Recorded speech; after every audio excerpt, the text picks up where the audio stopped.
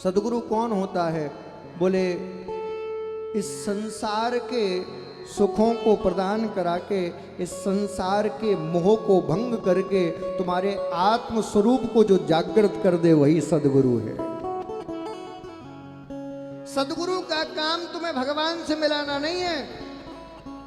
जो कहे कि मैं तुम्हें भगवान से मिला दूंगा, समझ जाओ वो झूठा है। जो कह रहा है कि भगवान से मिला दूंगा, उससे पूछो तुम्हें मिल गए? और तुम्हें मिल गए तो तुम यहां क्या कर रहे हो? जाओ ना वहीं।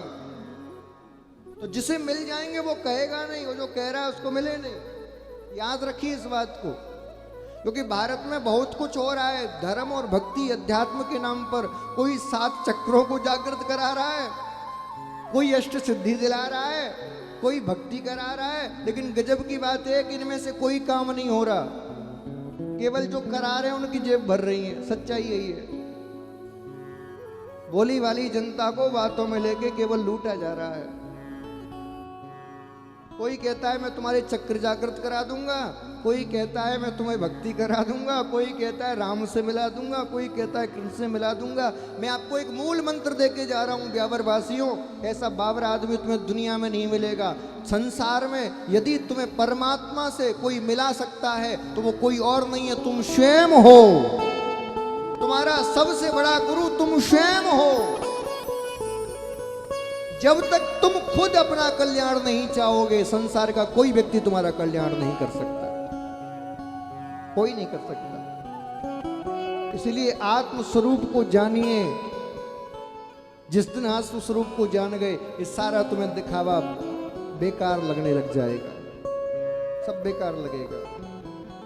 हम जब पढ़ते थे तो एक प्रार्थना गाते थे, हमको मन की शक्ति देना, मन विजय करे, दूसरों की जय से पहले खुद की जय करे। तो दूसरों का भला बाद में, पहले खुद का भला हो। इसीलिए बंधुओं आपसे निवेदन है, कोई कहे कि मैं भगवान से मिला दूंगा, कहना फिर तो भाई साहब बिल्कुल नहीं मिलना है भगवान से। क्यों?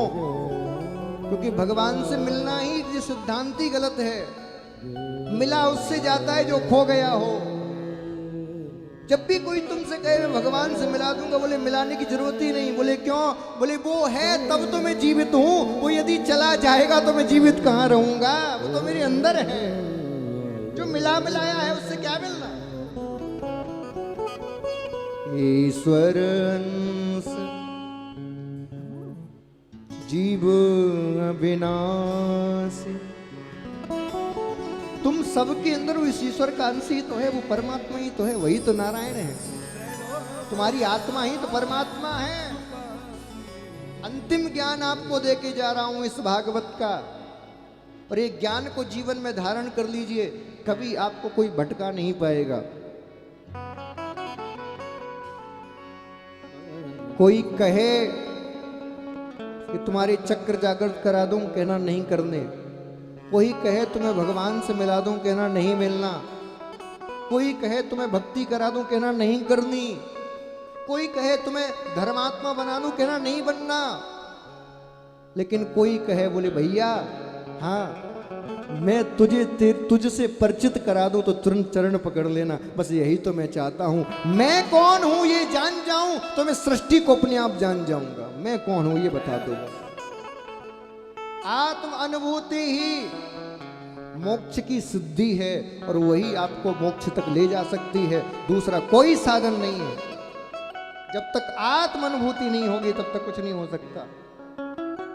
इसलिए खुद को पहचानिए, भगवान तो तुम्हारे अपने आप पहचान में आ जाएंगे। लेकिन हम क्या करते हैं, खुद को पहचानते नहीं, मंदिरों में खोजते फिरते, कहीं तीर्थों में खोजते हैं। भैया तुम्हें यदि अपने अंदर नहीं मिला तो कहीं नहीं मिलेगा, और अपने अंदर मिल गया तो तुम्हें संसार में भगवान के अलावा कुछ दिखेगा नहीं। सिया राम मैं सब जग जानी, करहूं प्रणाम जोर जुग पानी। मैं देखूं जिस ओर सखीरी, सामने मेरे सांवरिया। ये स्थिति तुम्हारी हो जाएगी। आज कलयुग की धर्म बताए परीक्षित से कहा, बोले परीक्षित मैंने तुम्हें संपूर्ण प्रश्नों के उत्तर दिए, अब मैं अंतिम प्रश्न तुमसे कर रहा हूं, बताओ तुम मरोगे कि नहीं। परीक्षित बेचारा थोड़ा संशय में आ गया, उसने कहा हाँ महाराज मरूंगा। तो तुरंत मस्तिष्क पे हाथ रखा, सातों चक्र एक साथ जागृत कर दिए, और जैसे ही सातों चक्र जागृत करके सहस्त्रार्ध में उसकी आत्मा का प्रवेश कराया, तुरंत नेत्र बंद के परीक्षित कहने लगा, अहम ब्रह्मोस्मि, अहम ब्रह्मोस्मि, अहम ब्रह्मोस्मि, मैं ही ब्रह्म हूं और ब्रह्म कभी मरता नहीं। जैसे ही ये शब्द परीक्षित ने कहे, सुखदेव जी ने कहा मेरा काम हो गया, क्योंकि मेरा काम तुझे भगवान से मिलाना थोड़ी था, मेरा काम तो तुझे ही भगवान बनाना था, तू ही ब्रह्म बन गया। सच्चा सदगुरु तुम्हें भगवान से नहीं मिलाएगा, सच्चा सदगुरु तुम्हें ही भगवान बना देगा। साहब वही सच्चा सदगुरु।